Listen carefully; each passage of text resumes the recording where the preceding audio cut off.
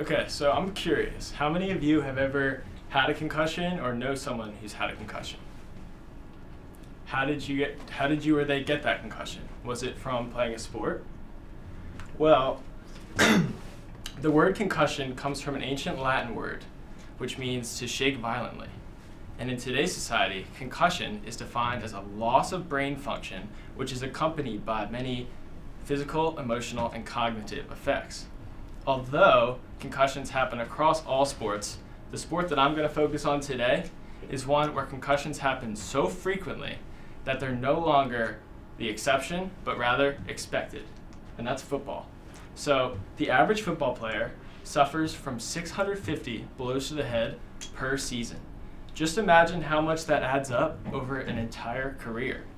Until recent years, a blind eye has been kept towards concussions, and as a result, they haven't been given nearly as much attention as they should have been. Now, players for years were always told that they just got their bell rung, when in reality, they suffered something much more serious than that. So, and at the same time, these hits were often glorified as a part of the football culture. In fact, there was even an ESPN segment that would rank the top 10 hits of the weekend. Well, this has since been discontinued and canceled. So as these concussions add up, it leads to a degenerative brain disease called CTE, or chronic traumatic encephalopathy. Unfortunately, CTE can't be diagnosed until after the person's deceased. So in a study of 91 deceased former NFL players, 87 of them suffered from CTE. Now that's almost 96%, which is unbelievable. So in addition to this, other studies have shown that players suffer from Alzheimer's disease at a rate of 19 times the average individual from 30 to 49 years of age, and depression at a rate of 2 times that of the average individual. And examples of depression are from Hall of Fame linebacker Junior Seau and Kansas City Chiefs linebacker Joe Van Belcher, who both committed suicide in recent years. So it really came time that something be done about this. And that's exactly what happened.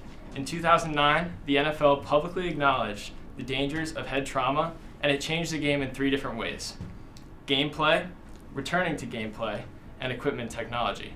As far as gameplay, there's no longer helmet-to-helmet hits allowed or blindside hits, and if this happens, a penalty will be assessed and a possible ejection.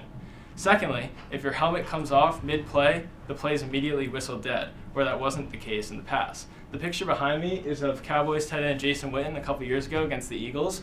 His helmet came off mid-play, and the play continued, and he actually suffered a major head injury as a result. Lastly, kickoffs have been changed, which have widely been known as the most dangerous play in all of football. So they've been moved up from the 30 to 35-yard line, resulting in more touchbacks, less returns, and as a result, less head trauma suffered on those plays. So secondly, as I said, the NFL has increased awareness of returning to gameplay after leaving with concussion-like symptoms. So now an independent neurologist is actually hired by every team to assess each player when they're showing concussion-like symptoms, and puts them under a series of baseline tests to see if they're suitable to return to the game. And in addition to this, their helmet's taken away, so they can't return to the game until they're cleared, no matter how badly they want to. And lastly, as far as equipment technology, companies such as Riddell, Schutt, and Zenith have put millions of dollars into producing the safest helmet.